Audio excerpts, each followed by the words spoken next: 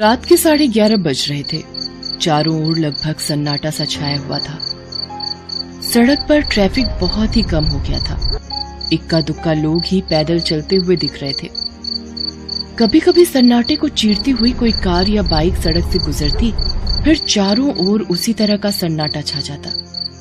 अचानक धीमी धीमी बारिश शुरू हो गई। फुटपाथ पर लेटी गुंजा के ऊपर पानी की बूंदें पड़ी तो उसकी नींद खुल गई। उफ, ये बारिश कहाँ से आ गई?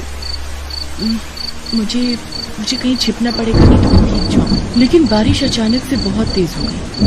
वो भीगने लगी। उसने इधर उधर देखा लेकिन छिपने की कोई जगह उसे नहीं दिखाई दी। वो लगातार भीगती जा रही थी। अचानक उसकी नजर दूर एक चाय की टपरी पर गई। दुकान बंद हो चुकी थी। वो भागकर उसकी शर्ट के नीचे छिप गई, लेकिन इतनी देर में वो आधी से ज्यादा भीग गई थी। मेरे कपड़े तो लगभग गीले हो गए। इन गीले कपड़ों में ठंड भी लग रही है मुझे। गुंजा खुद से ये बातें कर रही थी कि बाइक में बैठे हुए दो लोग, जिनका नाम किशोर और राणा था, उसने चाय की टपरी के पास अपनी बाइक रोकी। फिर वो दोनों लड़खड़ाते हुए चाय की टपरी के शेड के नीचे छिपने के लिए आ गए। उनके लड़खड़ाते कदम बता रहे थे कि वो नशे में है। गुंजा उन्हें देखकर डर गई। वो दोनों लोग गुंजा को अजीब नजरों से घूर घूर कर देख। राणा, आज ज्यादा चढ़ी नहीं है भाई, ठीक कह रहा है तू, लेकिन अब तो सारी दुकानें बंद हो गई होंगी। राणा, आज कुछ और नशा किया जाए क्या? तू सही भाई है मेरा, मैं भी यही सोच रहा था। गुंजा बेचारी सहमी हुई सी उन दोनों की बातें सुन रही थी। नशे में धुत उन दोनों की बातें सुनकर उसके दिल की धड़कनें तेज हो गई थी। वो वहाँ से भागना चाहती थी। किशोर, सोच मत, काम कर। तुझे पता है ना, कर्म का फल मीठा होता है। ये कहते हुए दोनों गुंजा की तरफ झपटे। गुंजा पहले से ही तैयार थी। वो बदहवास सी सड़कों पर भागने लगी। वो दोनों भी उसके पीछे भागने लगे। अबे तेज दौड़, ऐसा ना हो मछली हाथ से निकल जाए। गुंजा, यही कोई 17 या 18 साल उम्र होगी उसकी। बस स्टैंड के पास बैठती है तो कभी ट्रैफिक लाइट के पास, हाथ में कटोरा लिए वो दिख जाती है। कभी कभी तो लोगों ने उसे स्टेशन के बाहर भी भीख मांगते हुए देखा है। मैले कुचैले और फटे चिटे कपड़ों में ही वो हमेशा रहती। उसके बाल उलझे हुए रहते और चेहरा इतना काला दिखता जैसे कि उसने कई दिनों से नहीं नहाया है।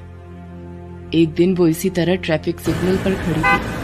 तभी ट्रैफिक की बत्ती लाल हो गई। वो भागती हुई रुकी हुई गाड़ियों के पास एक एक कर जाती और भीख मांगती। 1 रुपया दे दो साहब, सुबह से कुछ नहीं खाया है, कुछ पैसा दे दो साहब, भगवान के नाम पर 1 रुपया दे दो। अफसोस कि उन बड़ी बड़ी गाड़ियों में बैठे ज्यादातर लोगों के दिल उतने बड़े नहीं थे कि उनकी जेब से 1 रुपया भी गुंजा के लिए निकलता।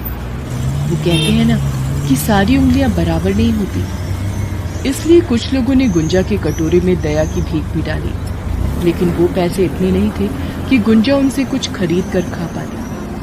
लेकिन उन्हीं पैसों को लेकर वो सामने की दाल चावल की दुकान पर गई और दुकानदार की ओर देखने लगी। अरे तू फिर आ गई है?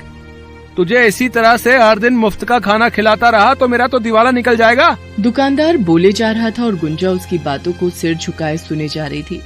दुकानदार ने उसे 1 प्लेट दाल चावल दिया। गुंजा की कटोरी में जितने भी पैसे थे, उसने उन पैसों को अपने हाथ में लिया और उसकी रेहड़ी पर रख दिया। फिर वो फुटपाथ के किनारे बैठकर खाने लगी। पिछले 6 महीने से गुंजा इसी तरह अपना गुजारा कर रही थी, लेकिन 6 महीने पहले उसकी हालत ऐसी नहीं थी। 6 महीने पहले तक वो भी एक आम लड़की की तरह अपने पिता जय कुमार के साथ जीवन जी रही थी। जय कुमार एक फैक्ट्री में सिक्योरिटी गार्ड का काम करता था, लेकिन एक दिन फैक्ट्री में ही उसे हार्ट अटैक आ गया और उसकी मौत हो गई। बाबा, ये क्या हो गया मेरे बाबा को? गुंजा की माँ तो सालों पहले गुजर गई थी। उसके चाचा चाची थे, लेकिन वो सिर्फ नाम के ही रिश्तेदार थे। गुंजा के पिता की मौत के बाद उन्होंने थोड़े दिन तो उसे अपने पास रखा, लेकिन वो सिर्फ नाम के ही रिश्तेदार थे। गुंजा के पिता की मौत के बाद उन्होंने थोड़े दिन तो उसे अपने पास रखा, लेकिन उन थोड़े दिनों में ही गुंजा का जीवन उन्होंने नरक के समान बना दिया।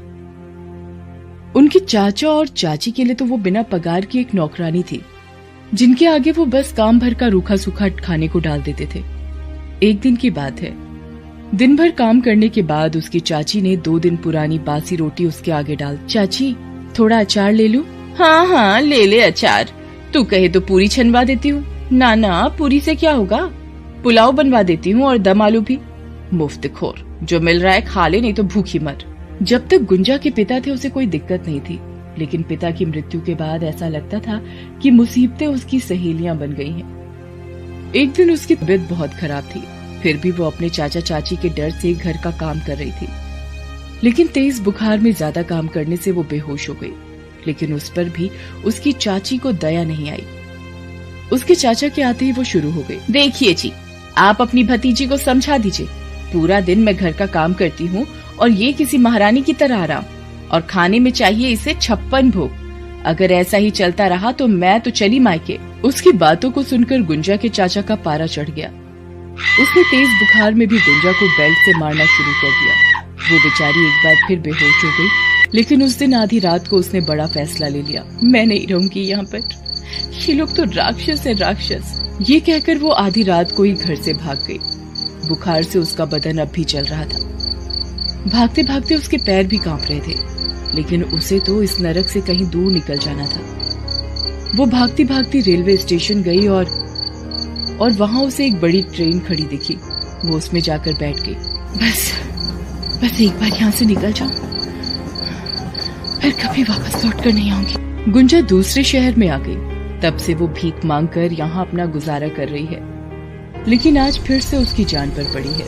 वो दोनों बदमाश लगातार उसका पीछा कर रहे हैं। आखिर वो उनकी पकड़ में आ गई। अरे बहुत तेज भागती है तुम, बहुत भगाने का शौक है ना तुझे।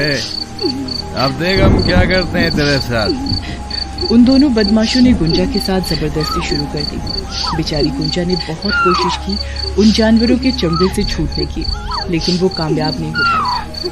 उस सन्नाटे में गुंजा की चीख गूंज तो रही थी,